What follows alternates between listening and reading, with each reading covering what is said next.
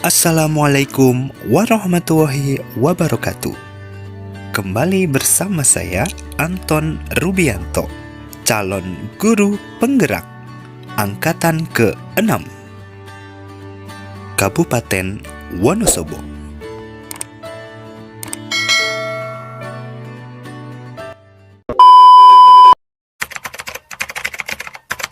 Aksi nyata modul 1.4 A9 Budaya positif.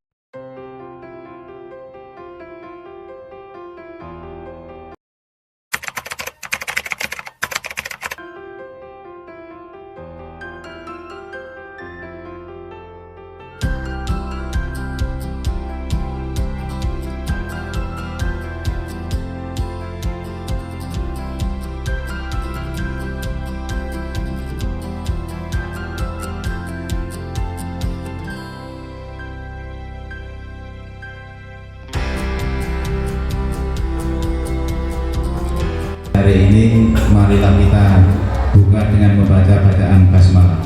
Bismillahirrahmanirrahim.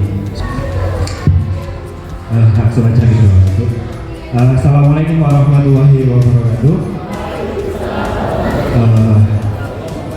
Di sini mungkin saya akan sharing gitu, mungkin sharing praktik baik yang sudah saya lakukan selama menjadi calon guru penggerak. Karena menurut saya sharing is caring gitu kan, bukan sharing is caring gitu kan. Sharing is caring, artinya sharing itu kita peduli satu sama lain gitu.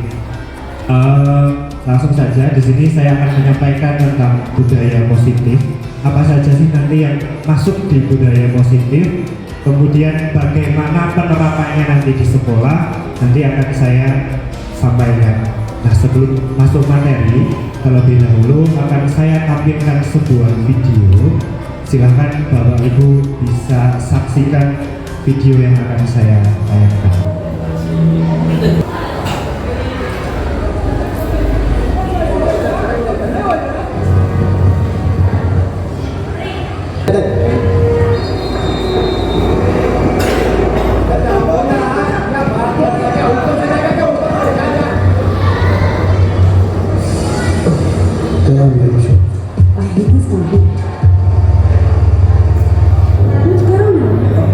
क्या करना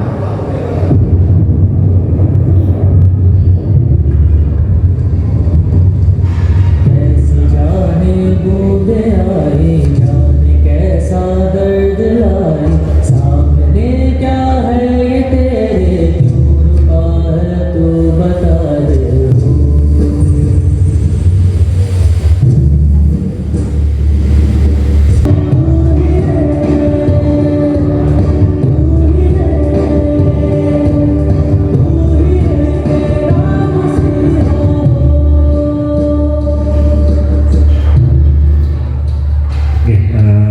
Sudah disaksikan ya Bapak Ibu.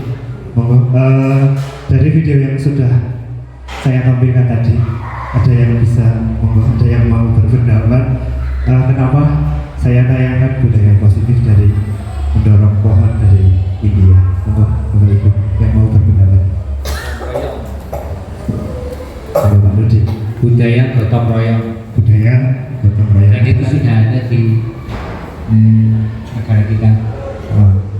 Budaya gotong royong dan itu sudah ada di sekolah kita nih Bapak. Ada lagi Bapak Ibu? Monggo. Ya. Satu orang menginspirasi orang lain untuk berbuat kebaikan. Satu orang menginspirasi orang lain untuk berbuat kebaikan. Ada lagi? Baik. Yang peduli, peka terhadap situasi. Jadi dia melaksanakan dalam jadi intinya peka, peduli. Oke. Ada lagi Bapak Ibu? Inti dari video tadi adalah bahwa kita yang pertama betul sekali ada peka, ada peduli, dan itu akan diwujudkan melalui budaya yang positif. Satu akan bisa menginspirasi yang lainnya, dan itu akan kita kembangkan dalam budaya positif. Oke. sebelum saya lanjutkan materi, saya ada sedikit ice breaking nih, biar nggak kesempatan. Saya mungkin karena di depan ada guru bahasa Indonesia ya, kita bercerita nih. Nanti untuk aturannya adalah melanjutkan cerita dari saya dan dengan disertai atau dengan kata-kata tiba-tiba, gitu kan?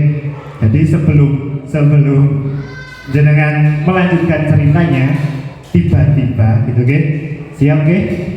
Oke. Ceritanya adalah seorang guru. Hari ini saya mengajar di kelas 8D. Tiba-tiba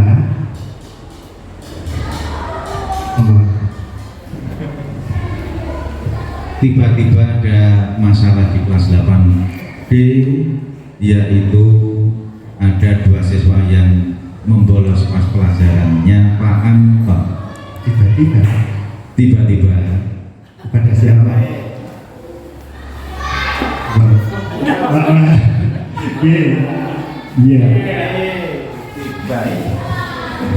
Iya. Tiba-tiba ada juga anak kelas lain yang membuat onar di kelas sebelahnya.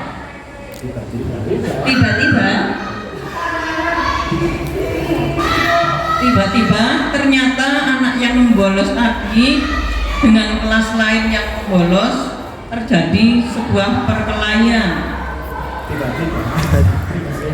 Tiba-tiba ada salah satu anak yang memberitahu gurunya di kelas yang sedang diajar tersebut. Langsung gurunya mendatangi anak tersebut.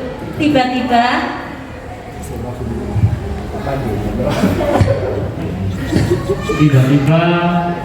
dari jauh ada Pak Fuad datang.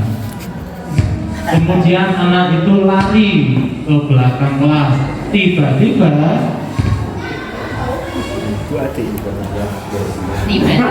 anak tersebut terjatuh. Tiba-tiba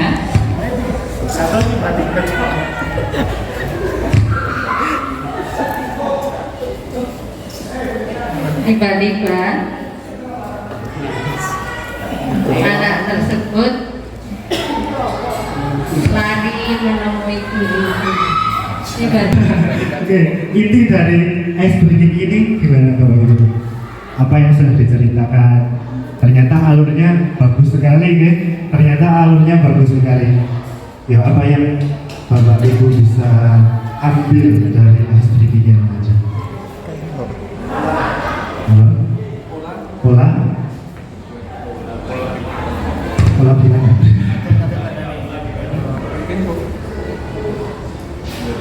mungkin pola gimana bahasanya? Alurnya ada lagi Bapak Ibu? Ada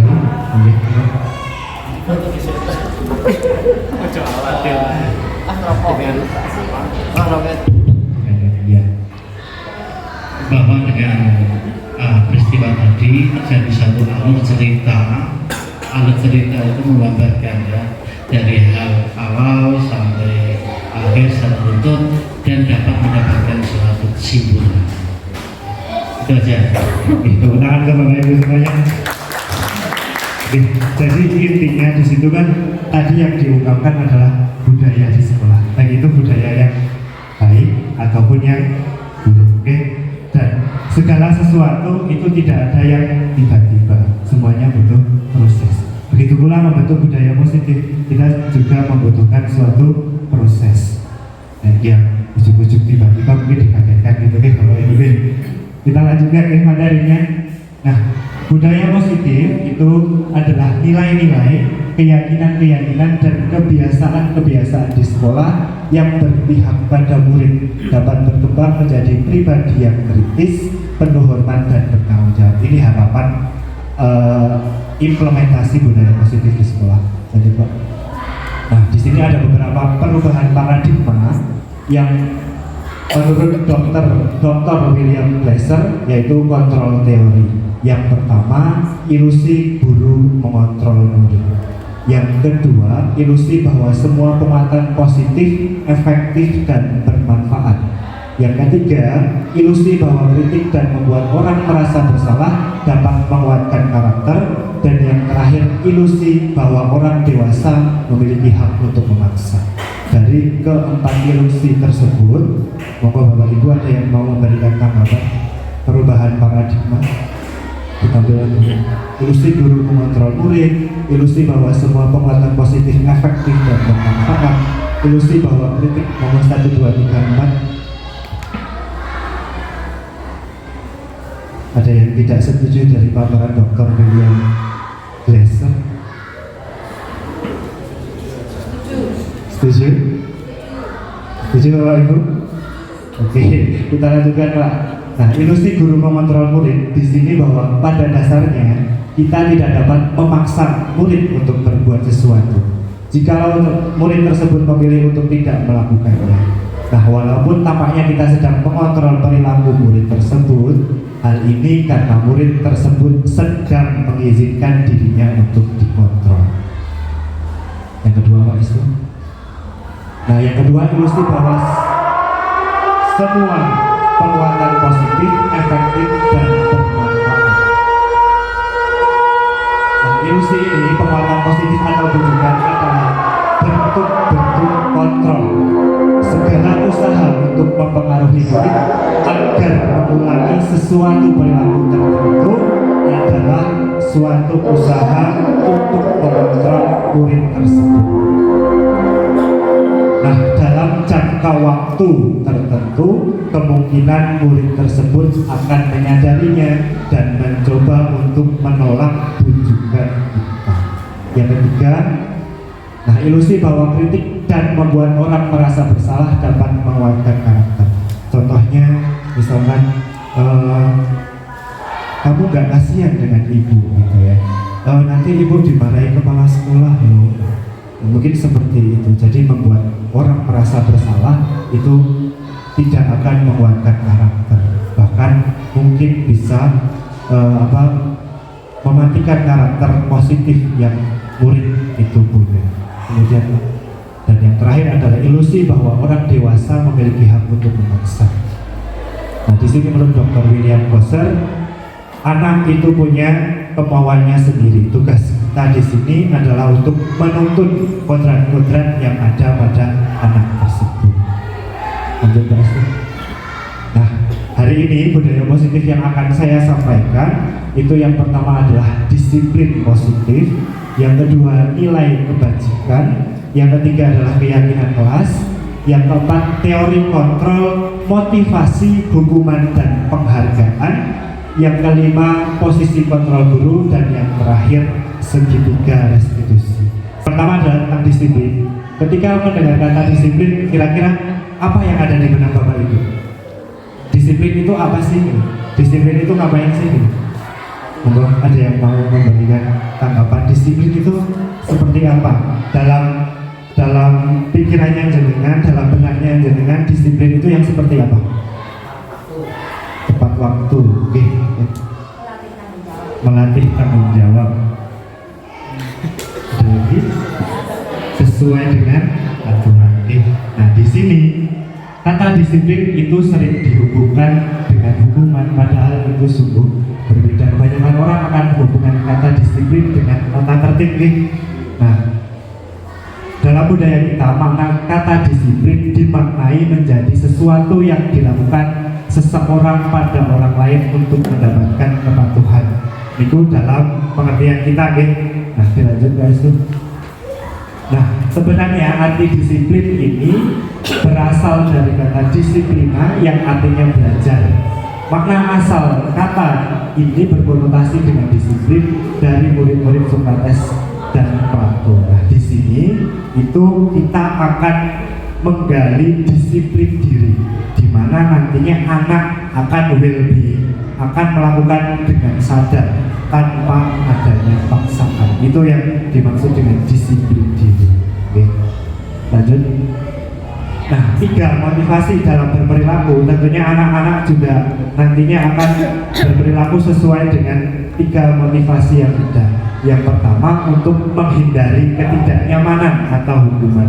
Saya pakai topi lah biar gak dihukum.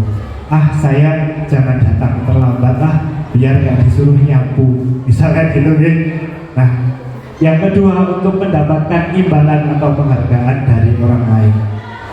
Banyak nih, misalkan dikasih reward, dikasih hadiah, otomatis anak-anak juga akan senang kan gitu ya. Kemudian yang ketiga, untuk menjadi orang yang mereka inginkan dan menghargai diri sendiri dengan nilai-nilai yang mereka percaya. Ini yang nomor 3. Yang nomor 3 yang ini yang nantinya akan kita laksanakan bareng-bareng, yang akan kita lakukan bersama dalam mewujudkan budaya positif di sekolah. Bagaimana menyadarkan anak untuk berbuat sesuai hati nurani mereka. Lanjut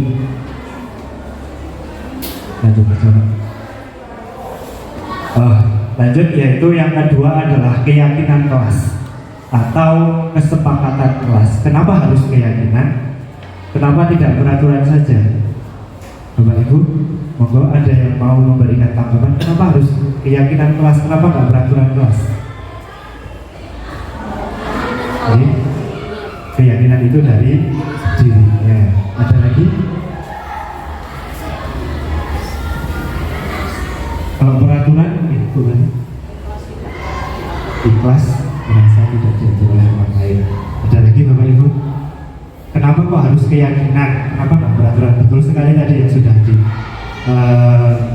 pendapatnya Bu Marni, pendapatnya Bu Sukaryati, bahwa dengan keyakinan kelas itu akan ikhlas melaksanakannya dengan baik gitu kan. Kalau peraturan sebaliknya seperti apa? Tertekan, memaksa nih. Di situ perlunya kita membuat kesadaran agar dibuat keyakinan kelas. Ini kayaknya yang nomor 2 dan 3 juga sudah deh. Nah, nomor 3-nya ya, bagaimana mewujudkan sebuah keyakinan yang efektif. Nah, kita nanti akan coba berlatih membuat sebuah keyakinan kelas, ya Pak. Nah, coba kita amati. Yang pertama adalah dengan memakai helm. Mengapa kita memiliki peraturan tentang penggunaan helm pada saat mengendarai kendaraan roda 2 atau sepeda motor? Kira-kira jawaban Bapak Ibu apa? Keamanan, keselamatan ya. Nah, yang dimaksud dengan keamanan, keselamatan itu adalah nilai-nilai kebajikan. Nilai-nilai kebajikan universal yang kita yakini, ya Bapak Ibu. Yang kedua, Mas. Nah, ini juga ada gambar tentang memakai masker, kemudian mencuci tangan. Alasannya kira-kira apa Bapak Ibu? Mengapa kita harus cuci tangan? Kita harus memakai masker untuk apa? Kesehatan, keselamatan. Nah, itu merupakan nilai-nilai kebajikan universal. Nah, ini tadi sudah ya, apa untuk kesehatan atau keselamatan. Nah, ini tadi mengapa keyakinan kelas, mengapa tidak peraturan kelas?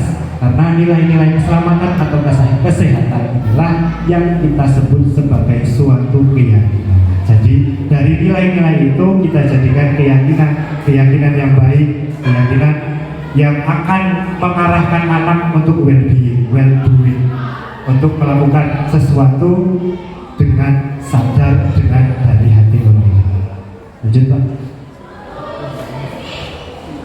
Nah, yang di sini itu sudah saya sampaikan tadi. Nah, kenapa keyakinan? Yang pertama akan lebih memotivasi seseorang dari dalam. Yang kedua, lebih tergerak dan bersemangat untuk menjalankan keyakinannya. Yang ketiga, nah murid-murid pun demikian. Mereka perlu mendengarkan dan memahami arti sesungguhnya tentang peraturan-peraturan yang diberikan. Nah, jadi kalau sudah datang dari hati, dilaksanakan juga akan lebih nyaman. Oke, Bapak Ibu. Lanjut. Nah, ini cara-cara pembentukan keyakinan kelas. Yang pertama, keyakinan kelas bersifat lebih abstrak daripada peraturan yang lebih rinci dan konkret. Karena keyakinan kelas itu dia kembali kepada nilai-nilai kebajikan universal. Kemudian yang kedua, keyakinan itu sudah. Yang ketiga, pernyataan keyakinan kelas senantiasa dibuat dalam bentuk positif. Yang keempat, hendaknya tidak terlalu banyak hingga mudah diingat dan dipahami oleh semua warga kelas. Nah, lanjut, keyakinan kelas sebaiknya sesuatu yang dapat diterapkan di lingkungan tersebut. Kemudian semua warga kelas hendaknya ikut berkontribusi dalam pembuatan keyakinan kelas. Yang ketiga, bersedia meninjau kembali keyakinan kelas dari waktu ke waktu. Jadi bersifat kontinu, Bapak Ibu. Lanjut, Pak. Nah, kita akan berlatih bersimulasi membuat suatu keyakinan kelas. Saya bentuk kelompok nih, Bapak Ibu. Saya bagikan kertas plano. Satu kelompok Bu Anas kan nih.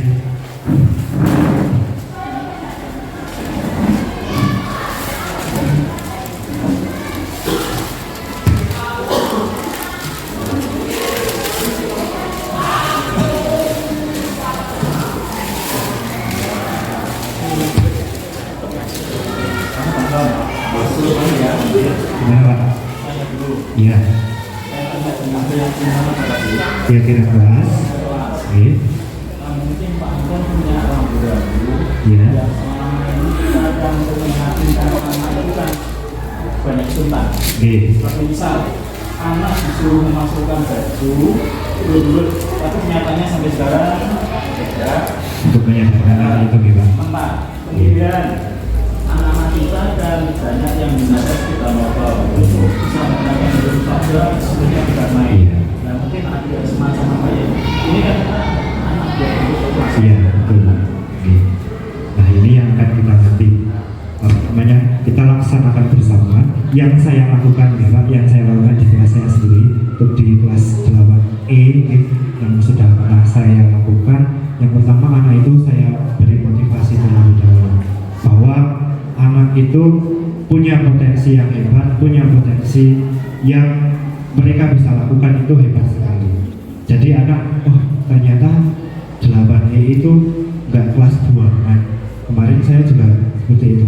Jadi saya sampaikan ke anak 8E itu bisa sama dengan 8A, bisa bahkan bisa menyaingi 8. Tinggal potensi yang kamu punya itu kamu manfaatkan. Jadi seperti itu saya membangkitkan mungkin lebih seperti memotivasi anak seperti apa mereka akan capai ke depannya. Mereka ingin jadi apa sih? Oke, kalau kamu ingin jadi seperti ini, apa yang akan kamu lakukan sekarang? Apa yang ingin kamu lakukan sekarang itu apa? Oh saya ingin taat peraturan sekolah. Oh saya ingin seperti ini. Jadi saya menggali apa yang mereka inginkan. Apa yang mereka inginkan, saya tanya.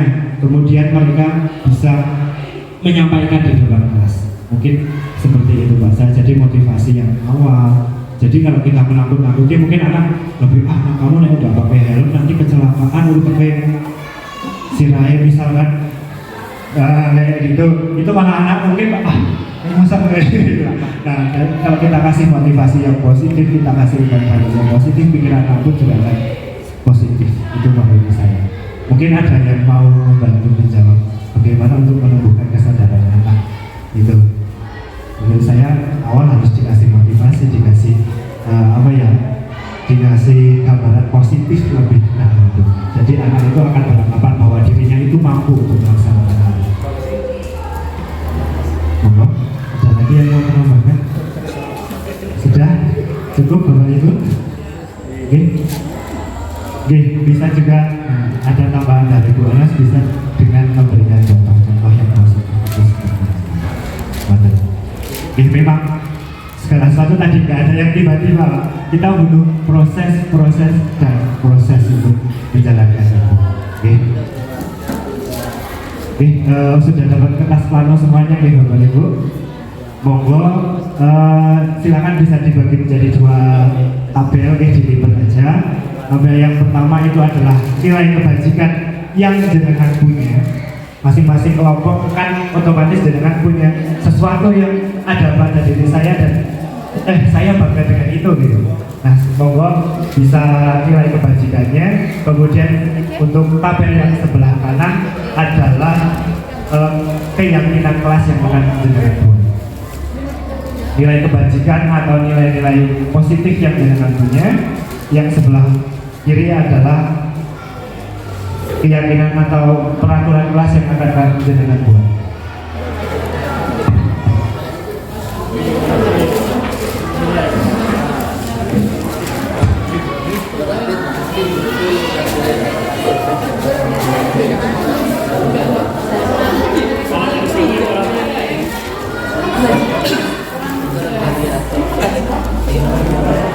Nilai kebajikan yang sebelah nilai juga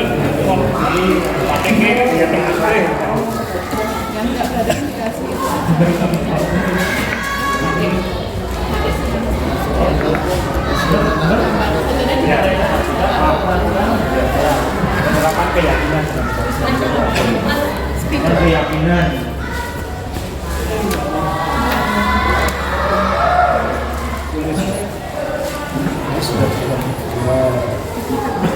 Oke, bisa nih Bapak Ibu nih nilai kebajikan universal yang jenengan punya, yang menurut jenengan ada pada diri jenengan, yang pengen dikembangkan untuk anak-anak, kemudian jenengan yang sebelahnya itu dibuat suatu keyakinan kelas.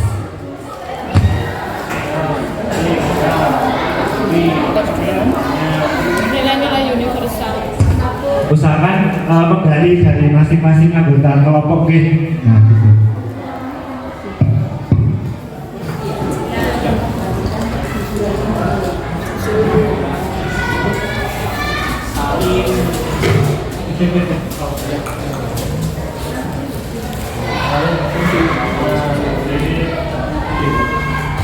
Nah, untuk nilai-nilai kebajikan bisa dilihat di depan itu ada keadilan, ada kehormatan, ada peduli, integritas, dan yang tulisannya merah itu contoh-contoh nilai kebajikan universal.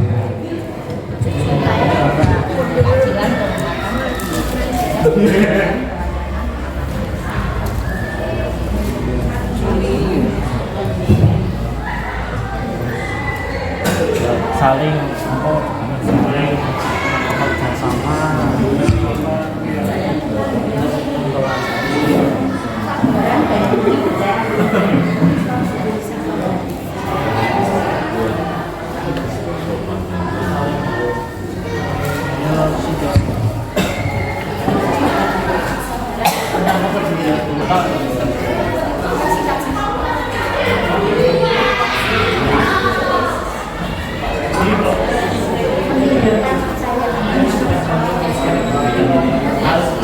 Tiga saja nih dari Bapak Ibu biar tidak terlalu lama nih. 3 nilai kebajikan dan 3 nilai kelas.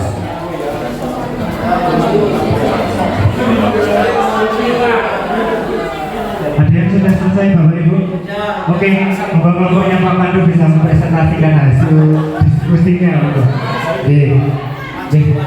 Ya, kalau Pak Pandu bisa disampaikan ke depan, dibantu biar Pak Dani. Ya. Dari regu pertama ya.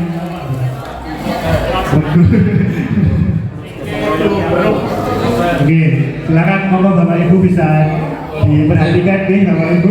Ini diskusi dari kelompok apa Pak sih? Oh Garuda.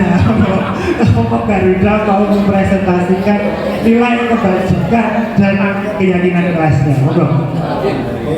Izin mewakili dari kelompok Garuda untuk bagian nilai kebajikan. Di sini kami mengambil 3 contoh, yakni yang pertama ada kepedulian, kemudian kejujuran dan juga tanggung jawab.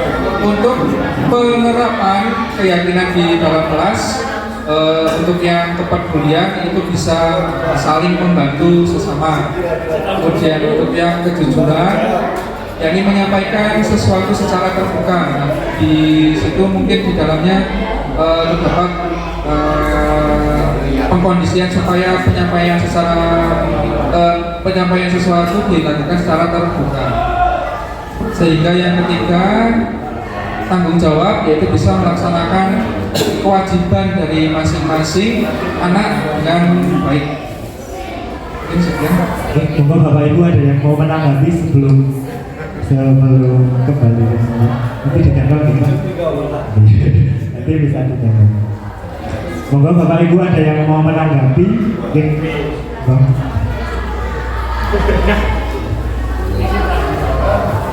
Nilai kebajikan yang pertama itu saya nanti yang pertama di situ ada kepedulian, kemudian penerapan keyakinan di dalam kelas. Yang pertama tadi untuk kepedulian, saling membantu sesama, saling membantu sesama itu tentunya karena di sini di dalam perbuatan itu ada yang perbuatan yang baik dan yang tidak baik, apalagi dalam keadaan yang kompleks seperti ini. Anak-anak kita mungkin ada yang bolos, ada yang ngapusi absen dan sebagainya, karena nanti dalam kelas dimungkinkan kalau saling membantu mungkin bisa nutup-nutupi, sehingga itu nanti mungkin bisa ditambah saling membantu sesama dalam hal yang positif. Itu saja, terima kasih. Terima kasih sekali ya. Berarti intinya diperinci lagi. Ada lagi Bapak Ibu yang mau menanggapi dari kelompok Garuda? Cukup? Kasih aplaus dulu untuk kelompok Garuda. Monggo Pak, ditempel mungkin.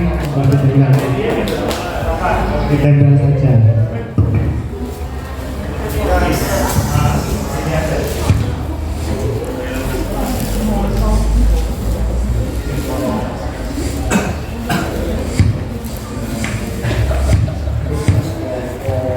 Bapak Ibu ada yang sudah selesai lagi, ada yang mau menyampaikan keyakinan kelasnya? Monggo kelompok Bapak. Matahari, oke. Kelompok Matahari, monggo Bapak. Siapa yang baikkan? Bisa dibantu siapa yang mempresentasikan nanti?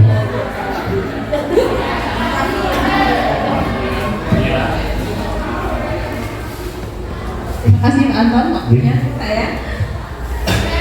Kami dari kelompok apa Bu? Matahari. Matahari. Kelompok Matahari ini memiliki nilai kebajikan banyak sekali, ada 10. Ada kejujuran, kedisiplinan, diri, berprinsip, tanggung jawab, kesadaran, ada pelayanan, mandiri, kemudian santun dan keselamatan. Sedangkan untuk keyakinan kelasnya kami anggap selesai membuat 3 kita. Ini kejujuran itu dengan tidak menolak saat keuangan. Kita kalau jujur berarti di sini punya rasa percaya diri, jadi menumbuhkan rasa percaya diri.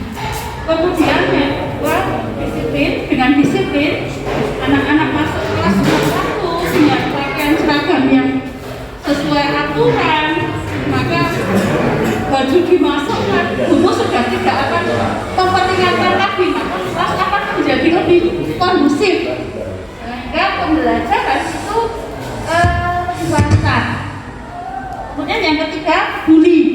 Dengan sikap peduli di sini maksud kami adalah peduli terhadap lingkungan. Selain peduli terhadap yang lainnya, peduli terhadap lingkungan, yaitu dengan tidak membuang sampah sembarangan. Kalau ada sampah diambil ditaruh pada sampah, nah itu lingkungan akan menjadi bersih, sehat. Kemudian kalau di kelas bersih itu akan lebih enak dan nyaman.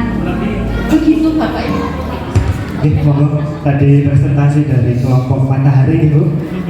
Monggo silakan, ada yang mau memberikan tanggapan atau mungkin tambahan mungkin untuk kelompok Matahari. Monggo. Keyakinan kelasnya sudah bagus, ada 10 nilai dan dijabarkan menjadi 3 keyakinan kelas. Ada yang mau menambahkan mungkin Bapak Ibu? Cukup? Kasih aplaus untuk kelompok Matahari.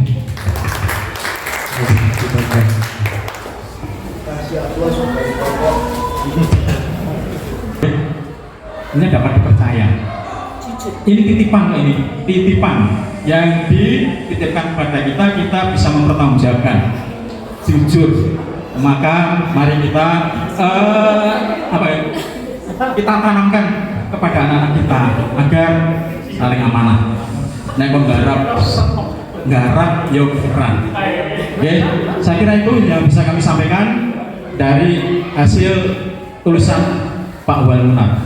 Terima kasih. Assalamualaikum warahmatullahi wabarakatuh.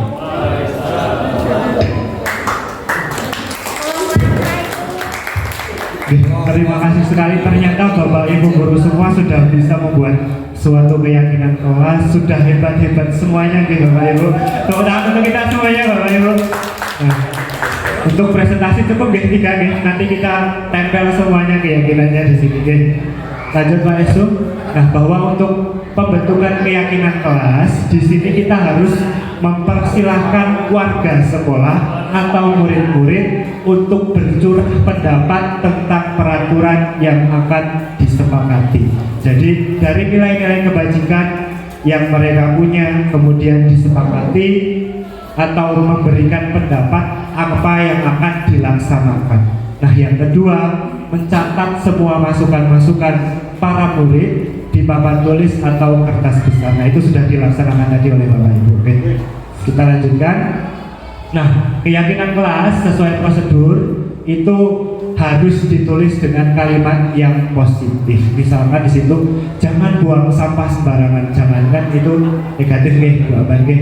Nah, jadi buanglah sampah pada tempatnya. Kita lanjutkan. Nah, ini tinjau kembali daftar curah pendapat yang sudah dicatat.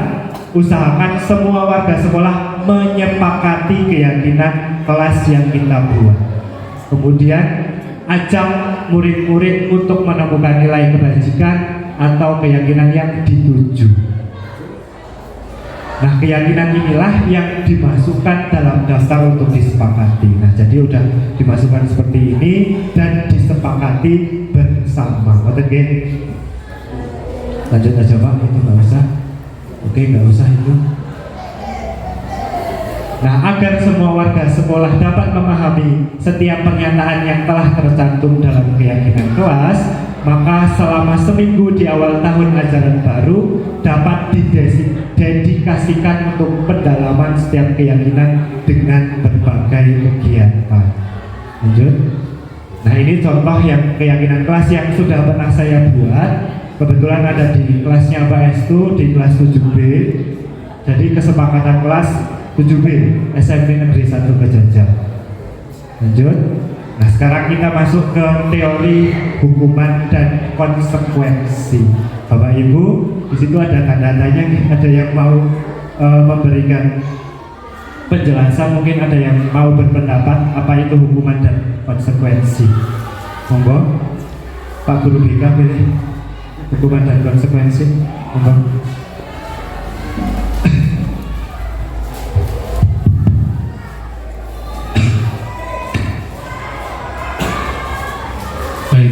Kalau menurut saya hukuman adalah sanksi yang harus diterima oleh yang bersangkutan, yang otomatis dia karena melanggar aturan dari hukuman. Kalau konsekuensi itu, jadi anak tersebut sudah menyepakati keyakinan, contohnya keyakinan kelas tersebut. Jadi dia sadar akan konsekuensi yang harus dihadapinya. Nah, itu mungkin bedanya hukuman dan konsekuensi. Terima kasih. Terima kasih Pak Fuad. Ada lagi yang mau memberikan pendapat? Boni? Enggak? Hukuman dan konsekuensi? Kalau saya setuju, hukuman adalah sanksi dari melanggar suatu aturan. Kalau konsekuensi itu adalah segala sesuatu yang timbul karena hal-hal yang kita lakukan. Jadi bisa baik, bisa buruk konsekuensi. Ya, terima kasih ya. Jadi hukuman itu biasanya kan kita peroleh dengan serta-merta itu kan, tidak ada dasarnya ngerti-ngerti hukum gitu kan. Nah, hukuman itu biasanya tidak ada hubungannya dengan apa yang kita perbuat. Oke, kalau hukuman misalkan kamu terlambat disuruh lari, itu hukuman atau konsekuensi? Konsekuensi apa hukuman? Konsekuensi. Terlambat kemudian disuruh lari keliling lapangan 5 kali, itu konsekuensi atau hukuman? Hukuman. Kenapa Bapak Ibu, kenapa termasuk hukuman? Karena tidak berdasar. Misalnya kita terlambat mengerjakan tugas, kemudian kita diberikan waktu untuk menyelesaikan tugas 10 menit, itu hukuman atau konsekuensi? Konsekuensi. Jadi kalau konsekuensi itu ada hubungannya dengan apa yang kita lakukan. Lanjut Pak Islam. Nah, yang kedua adalah dihukum oleh penghargaan. Kenapa kok bisa penghargaan menghukum? Bapak Ibu, kira-kira kepo nggak sih? Dihukum oleh penghargaan. Kira-kira dalam benak Bapak Ibu apa sih dihukum oleh penghargaan, gimana coba? Sebelum saya lanjut ke materi ini, kira-kira Bapak Ibu gambarannya gimana sih kok bisa dihukum oleh penghargaan? Bapak Edi. Dihukum oleh penghargaan itu berarti ya kita harus konsekuensi. Misalnya kita tidak konsekuensi, otomatis kita harus melakukan hukuman tersebut. Ada lagi yang mau berpendapat itu tadi konsekuensi, kita harus melakukan hukuman dari konsekuensi tersebut ya Kak Edi. Ada lagi Bapak Ibu, kenapa kok bisa dihukum oleh penghargaan? Bapak Ani. Jadi kalau menurut saya kadang-kadang tuh ada anak-anak yang terbiasa mendapatkan penghargaan, kalau dia tidak ada penghargaannya dia tidak mau bergerak, bisa saja itu. Betul sekali. Jadi kenapa kok bisa dihukum oleh penghargaan? Biasanya kan penghargaan kita berikan periodik nggak itu? Enggak kan? Ketika kita menghilangkan suatu hadiah atau penghargaan, kira-kira anak itu seperti apa? Tidak semangat lagi, nggak mau melakukan itu. Nah itu kenapa dihukum oleh penghargaan. Lanjut Pak. Nah yang kenapa penghargaan itu bisa berpengaruh menjadi hukuman? Yang pertama, penghargaan berlaku untuk mendapatkan seseorang melakukan sesuatu dalam jangka waktu yang pendek. Jadi kalau ada penghargaan itu dia mau melakukan itu. Yang kedua, jika kita menggunakan penghargaan lagi dan lagi, maka orang tersebut akan bergantung pada penghargaan yang diberikan.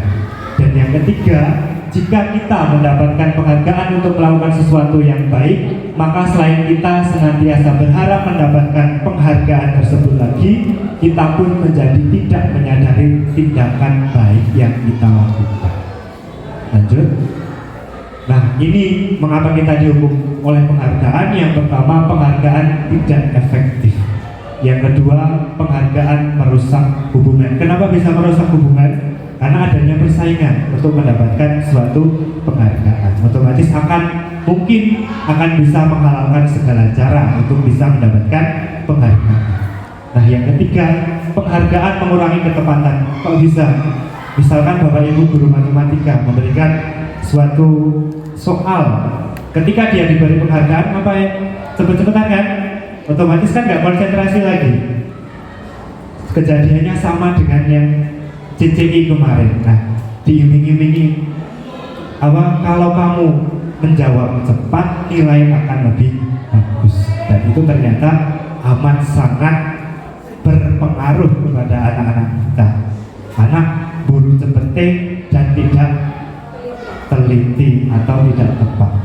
Lanjut. Nah, kemudian kita lanjut ke 5 kebutuhan dasar manusia. Yang pertama adalah kebutuhan bertahan hidup. Yang kedua, cinta dan kasih sayang. Yang ketiga, kekuasaan. Yang keempat, kebebasan. Dan yang kelima, kesenangan.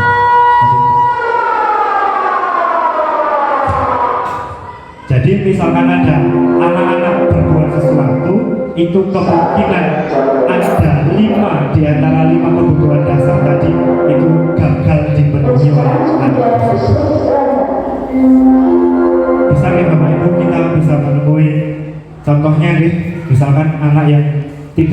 memenuhi kebutuhan cinta dan kasih sayangnya di sekolah seperti apa gitu kan. Kemudian dia yang butuh puasa dengan temennya sampai kemarin membuli temennya dan lain sebagainya. Lanjut Pak. Nah, untuk mengatasi hal-hal seperti itu kita ada namanya restitusi. Restitusi itu apa? Adalah proses menciptakan kondisi bagi murid untuk memperbaiki kesalahan mereka sehingga mereka bisa kembali pada kelompok mereka dengan karakter yang lebih kuat. Lanjut. Nah, sebelum masuk ke restitusi, ini kita ada 5 posisi kontrol guru, oke? Nanti monggo jenengan identifikasi jenengan itu masuk ke posisi yang mana. Yang pertama adalah posisi penghukum, pembuat orang merasa bersalah, posisi teman, posisi monitor atau pemantau, dan yang terakhir posisi manajer. Monggo Pak Estu. Yang pertama ada gambaran tentang seorang yang menjadi penghukum.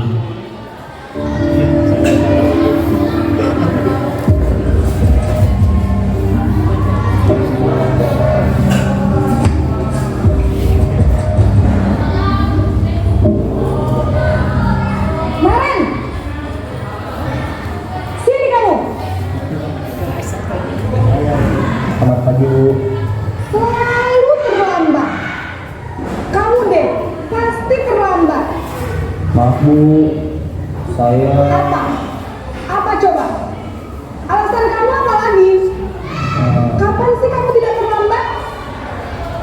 Malas sekalian kamu jadi anak. Saya Dasar pemalas. Gak kapok-kapok sih kamu. Sudah berapa kali terlambat? Sana, kamu keliling lapangan basket 2 kali. kenapa saya harus keliling lapangan basket Bu? Kenapa? Kamu melawan ibu? Berani-beraninya jawab. Sudah terlambat, masih berani jawab pula. Sekarang, keliling lapangan basket 5 kali sekalian. Biar kapok. Cepat. Pergi sana ke lapangan basket. Ya, itu tadi posisi penghukum. Yang kedua adalah posisi pembuat merasa bersalah.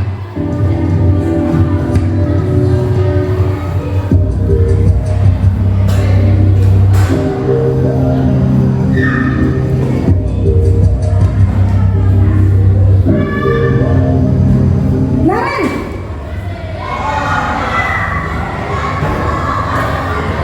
Selamat pagi Bu. Naren, kamu kenapa terlambat lagi nak? Ya Tuhan Naren, kamu senang ya bikin ibu susah ya?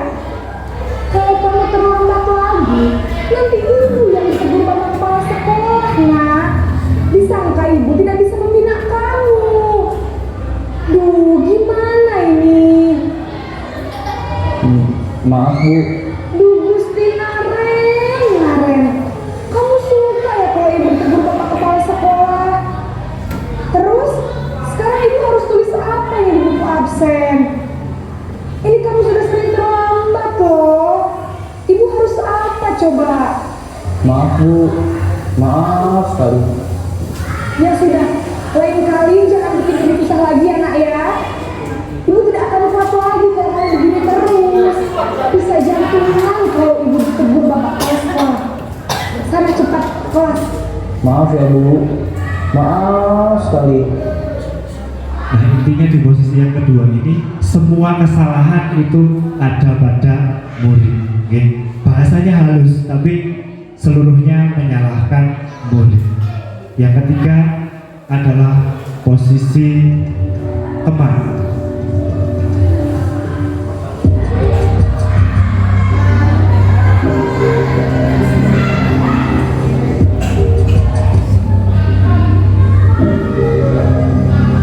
Naren!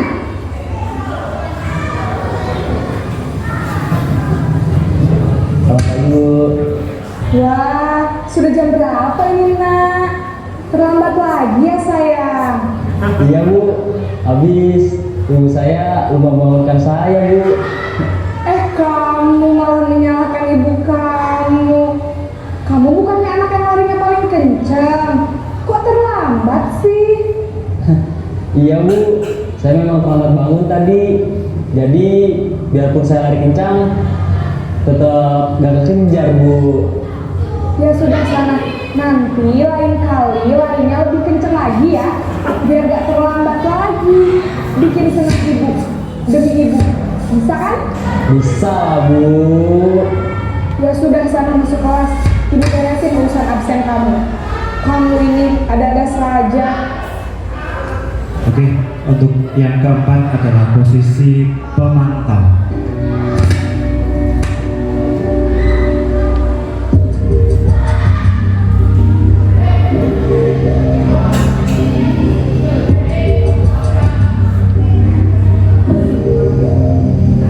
Naren!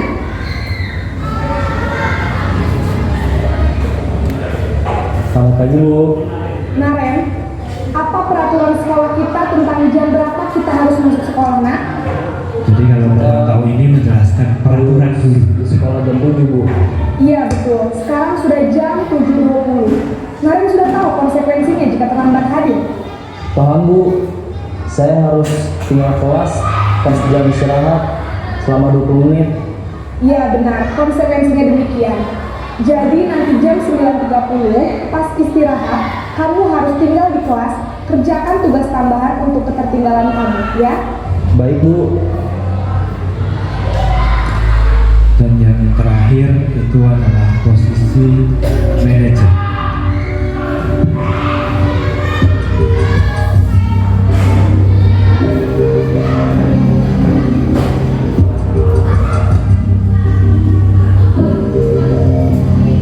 Naren!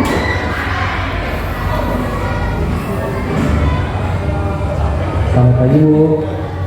Selamat pagi, Naren. Maaf, Bu. Saya terlambat.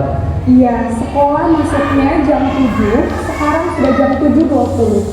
Jadi sekarang bagaimana ini, Naren? Maaf, Bu. Saya lupa setel alarm saya semalam. Baiklah, menurut kamu, keyakinan sekolah yang mana yang perlu kamu tingkatkan? Menghargai diri sendiri dan orang lain mungkin ya, Bu. Setuju. Jadi, apakah Naren meyakini prinsip saling menghormati tersebut?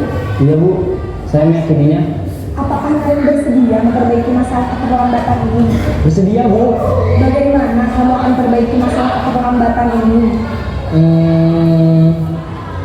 Saya akan coba untuk tidak lupa menyetel alarm saya, Bu. Baik, kalau Naren lupa menyetel alarm di rumah, ada orang yang kira-kira bisa bantu mengingatkan tidak? Ada, Bu. Kakak saya, Kak Emma. Ada lagi selain Kak Emma? Selain Kak Emma, ada ibu saya. Baik, jadi yang mengingatkan Naren adalah Kak Emma dan ibu kamu ya? Kira-kira akan mulai setel alarm kapan, Naren? Setelah pulang sekolah, akan segera saya lakukan. Baik, jadi Naren akan setel alarm untuk bangun besok pagi dan akan diingatkan oleh kakak dan ibunda Naren ya. Ada lagi yang mungkin perlu dilakukan, Naren, agar tidak terlambat bangun lagi? Tidak ada, Bu. Baik, Naren, terima kasih untuk kerjasama kamu. Sekarang kamu perlu kembali ke kelas untuk belajar. Baik, Bu. Terima kasih. Oke, tadi Bapak Ibu sudah menyaksikan 5 posisi kontrol. Ada posisi pembuku, posisi teman, posisi pemantau, pembuat merasa bersalah, dan yang terakhir adalah manajer. Sekarang, adakah dalam video tersebut yang mirip dengan Bapak Ibu ketika mendapati masalah pada murid? Ada di posisi mana? Bapak Ibu, semua posisi ya. Ada posisi penghukum Bapak Ibu, banyak nih. Posisi pembuat merasa bersalah ada ya. Intinya semuanya dibebankan kesalahan pada murid ya. Kamu nggak kasihan sama ibu, kamu nanti gimana kalau ibu ditegur kepala sekolah gitu ya. Kemudian posisi teman, aduh itu ada yang seperti itu. Nah, oke, jadi posisi yang paling tepat adalah posisi manajer. Di mana posisi manajer itu tetap memantau juga peraturan, keyakinan kelas yang mana yang belum kamu laksanakan. Kemudian dari situ mencari solusi dari permasalahannya. Jadi besok Sinaren itu mau pasang alarm, mau minta KMA untuk membangunkan, dan yang lain sebagainya. Lanjut. Nah, di sini ada segitiga restitusi. Tadi sudah disampaikan bahwa kalau kita sebagai manajer, maka yang dikembangkan adalah motivasi intrinsik. Jadi motivasi dari dalam murid itu untuk memperbaiki kesalahannya. Lanjut, Pak. Nah, lanjut aja. Nah, di sini segitiga restitusi itu ada 3. Yang pertama adalah menstabilkan identitas. Di situ kita semua akan melakukan hal yang terbaik yang bisa kita lakukan. Yang kedua adalah validasi tindakan yang salah. Semua perilaku memiliki alasan. Misalkan contoh, berarti kamu tahu ya tindakan yang kamu lakukan itu salah, gitu, oke? Menstabilkan identitas, ya mungkin semua orang bisa berbuat salah. Bapak pun mungkin di posisi seperti itu bisa berbuat seperti itu. Jadi anak itu mungkin stabil lagi dia identitasnya. Kemudian yang ketiga adalah menanyakan keyakinan kelas. Nah, kira-kira keyakinan kelas yang sudah kamu langgar, yang sudah tidak kamu lakukan itu yang mana? Yuk kita perbaiki bareng-bareng. Yuk kita cari solusi bersama-sama. Gitu. Lanjut, Pak. Kita lanjutkan saja. Nah, ini segitiga restitusi. Kenapa disebut dengan segitiga? Ya di situ ada tadi yang sudah saya sampaikan. Kamu tentu punya alasan mengapa melakukan itu. Kemudian kamu bukan satu-satunya yang pernah melakukan itu untuk melakukan menstabilkan identitas. Lanjut, Pak. Lanjut. Ini sudah. Oke, ini mungkin yang tadi validasi tindakan yang salah, padahal kamu bisa melakukan lebih dari ini ya, gitu. Kemudian pastinya tidak mungkin tanpa alasan melakukan tindakan itu, bukan? Nah, jadi anak nanti tidak merasa tertekan untuk mengutarakan alasan mereka berbuat seperti itu. Lanjut, Pak Esti. Nah, menanyakan keyakinan. Nah, saat perilaku salah telah divalidasi dan identitas sukses telah stabil, murid menaikkan keyakinannya dengan tindakan yang salah. Lanjut saja, Pak. Oke, lanjut saja, ini nggak usah. Lanjut. Nah, harapannya dengan adanya restitusi ini, murid menjadi lebih kuat secara kepribadian. Kemudian murid lebih terbuka wawasannya untuk menyelesaikan masalahnya sendiri. Dan yang ketiga, murid semakin percaya diri, mandiri, dan merdeka. Lanjut. Nah, ini adalah contoh dari restitusi.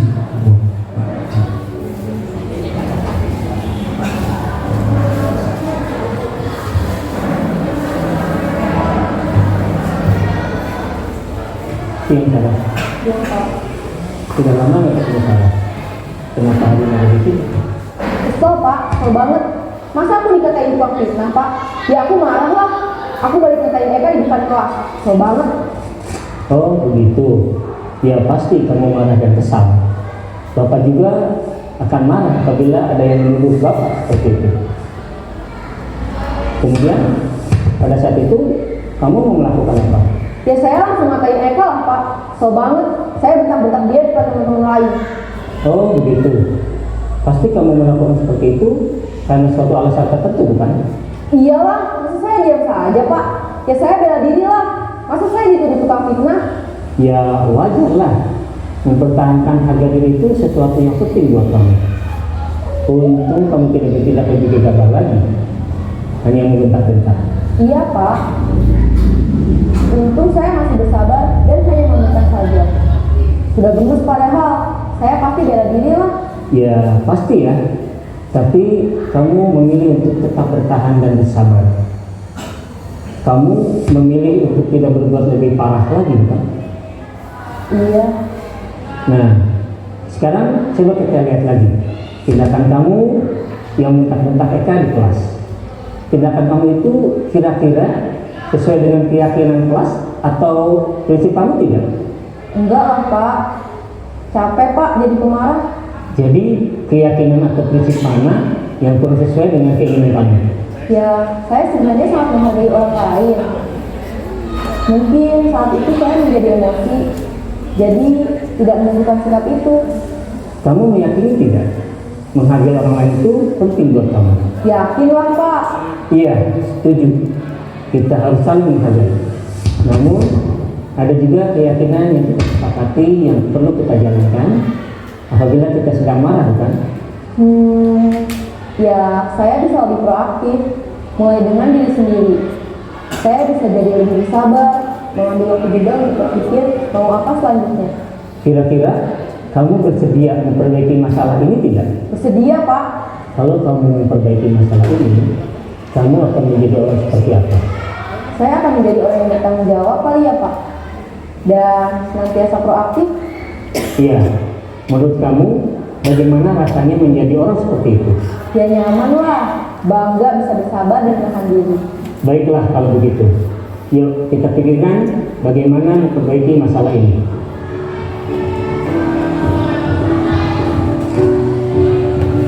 Nah itu Bapak Ibu tadi tentang restitusi. Bagaimana kita menangani suatu masalah yang ada.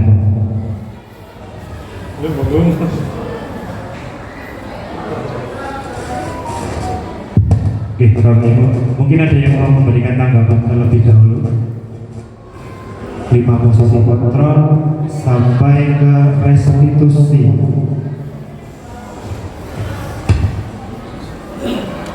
Monggo, oke. Dari tadi kan bicara di situ tentang keyakinan kelas boleh. Nah, ketika anak sedang menghadapi seperti itu, sementara kita belum bareng-bareng sama anak gitu untuk membuat keyakinan kelas. Nah itu keyakinan kelas itu sebaiknya itu per guru mapel atau hanya dari wali kelasnya saja, karena di situ kan terus terang mestinya kan akan banyak sekali keyakinan kelas dari kelas yang satu dan yang lain itu berbeda-beda. Itu jadi kapan tepatnya dan siapa yang membuat seperti itu.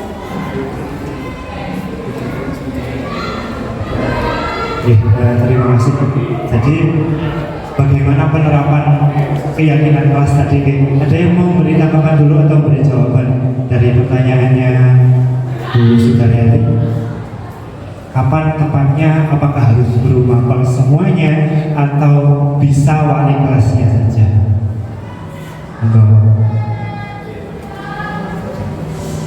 Saya menanggapi dari Bu Sudaryati, mungkin sekaligus memberi saran atau jawaban. Menurut saya keyakinan kelas itu dilaksanakan di awal pertemuan oleh wali kelas, ya, dan ditulis seperti yang ini dan ditempel di kelas, sehingga nanti yang merumuskan ini memang siswa sendiri dipandu oleh wali kelas. Terima kasih Pak Rudi. Ada lagi yang mau menanggapi, memberikan tanggapan? Wali kelas di awal tahun pembelajaran. Bu Ani. Menanggapi berkaitan dengan contoh yang tadi ditampilkan oleh Pak Anton, itu contohnya kan di kelas 8E. Saya membaca karena itu ditempel di sebelah kursi guru. Jadi kesepakatan kelas itu bagus. Jadi anak-anak itu sudah membuat kesepakatan atas kesadaran diri mereka untuk menjaga kondisi kelas tetap kondusif, bersih dan lain-lain. Kalau mungkin guru mapel itu bisa membaca di situ. Kita memang benar dipandu oleh wali kelas dan dibuat oleh anak-anak sendiri, dan mungkin kalau tidak tersampaikan secara langsung atau tidak sempat disosialisasikan ke guru mapel, jadi ditempel memang sedekat mungkin dengan guru mapel. Jadi kalau mungkin masuk itu sambil anak doa atau apa, kita bisa membaca, melihat itu, oh anaknya seperti ini, mereka membuat seperti ini. Jadi jika melanggar kita bisa tanya konsekuensinya apa sih gitu kan. Kayak kemarin saya nggak sengaja itu ada anak yang ngomong kotor atau kasar itu, saya nggak terlalu jelas, cuma yang dengar itu teman-temannya gitu kan, maksud ayo ngomong toksik benda gitu kan. Nah itu kan berarti kan mereka yang membuat, mereka juga yang melaksanakan. Mungkin seperti itu gambarannya, tapi gini, bisa setiap kali guru mapel masuk itu kita yakinkan kembali keyakinan kelasnya. Jika itu mungkin dirasa kurang, guru mapel bisa menambahkan. Tiap kali guru tersebut masuk, mungkin bisa menambahkan, oh keyakinan kelas yang kita sepakati dengan guru ini berbeda, bisa seperti itu. Bisa juga dengan memakai keyakinan kelas yang sudah ada, yang sudah dibuat oleh wali kelas, karena itu nilai kebajikan universal dan insya Allah itu akan berlaku untuk semua. Ada lagi mungkin Bapak Ibu sebelum saya lanjutkan ke materi berikutnya. Bapak. Terima kasih.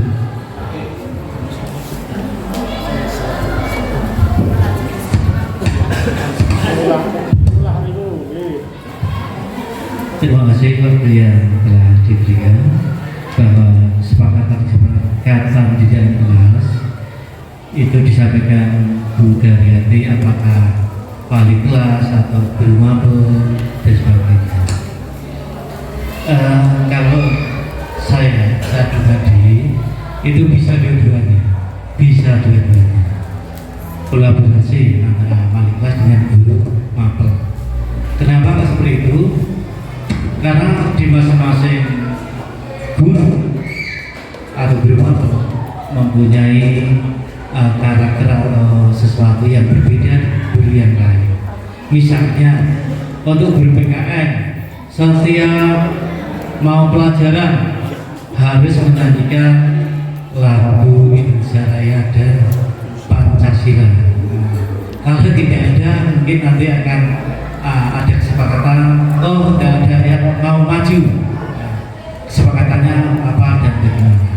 Kemudian kedua, misalnya seperti saya tidak membuat PR atau bajunya tidak dimasukkan, ya. Terkadang tumpang tindih, namun hal itu tidak masalah, yang penting bersifat positif, ya. Jadi dapat kami simpulkan bahwa kesepakatan itu dapat dilakukan wali kelas, yang kedua adalah guru mapel. Itu aja Pak, terima kasih. Terima kasih Pak Rozi. Intinya gini, kesepakatan kelas itu dilakukan atau dilaksanakan oleh seluruh warga sekolah. Intinya disepakati bersama, dilakukan secara bersama-sama. Mata dia Bapak Ibu. Lanjut Pak Yusuf. Lanjut. Terakhir ini salam dan bahagia Bapak Ibu guru hebat. Terima kasih sekali sudah memberikan waktu kepada saya untuk sharing tentang materi budaya positif. Nah, sebelum saya tutup ada jargon nih Bapak Ibu. Nanti ketika saya bilang SMP Negeri 1 Kejajar, Bapak Ibu menjawab tergerak, bergerak dan menggerakkan orang lain. Siap nih Bapak Ibu? Saya mau dulu nih. SMP Negeri 1 Kejajar.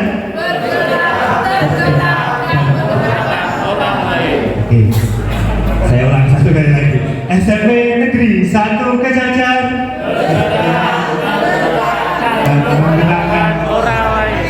Yang terakhir saya ingin refleksi dulu nih Bapak Ibu, refleksi dari apa yang sudah saya sampaikan kepada Bapak Ibu semuanya. Refleksinya saya sampaikan dengan metode 4P, yaitu P yang pertama adalah peristiwa, P yang kedua adalah perasaan, P yang ketiga pembelajaran, dan P yang keempat adalah penerapan ke depan.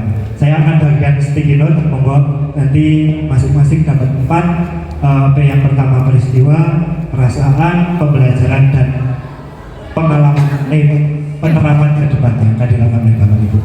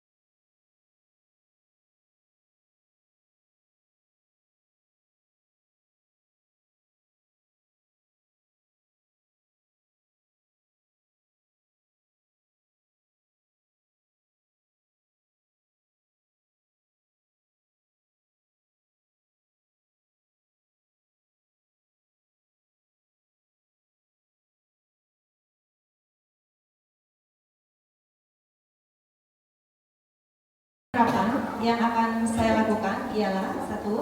Menerapkan atau membuat keyakinan kelas agar tercipta budaya positif.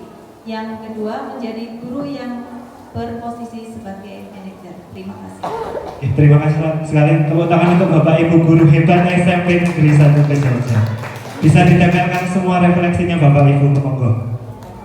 Monggo bisa ditempelkan seluruh refleksinya Bapak Ibu.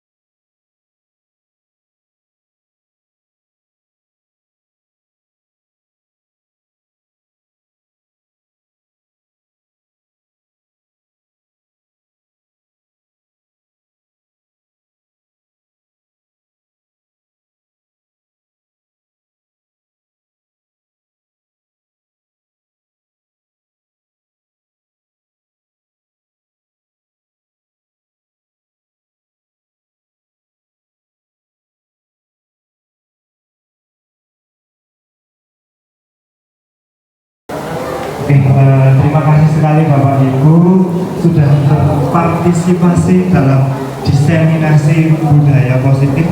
Mudah-mudahan kita semua bisa menerapkannya ke depan Bapak Ibu, dan ke depannya kita bisa berbagi atau sharing praktik baik. Mungkin bisa dijadwalkan untuk di standar isi dan standar proses, mungkin bisa dilakukan, kita sharing tiap hari apa gitu. Gak harus dari guru penggerak, tapi guru-guru yang sudah punya pengalaman atau pengetahuan di bidang itu bisa sharing ke teman-teman yang lain. Bapak Ibu, sebelum saya tutup, kita jargon lagi guru SMP Negeri 1 Kejajar bergerak dan menggerakkan orang lain. Terima kasih, tepuk tangan untuk kita semuanya. Saya akhiri. Assalamualaikum warahmatullahi wabarakatuh. Diseminasi dari Pak Anton, calon guru penggerak kita.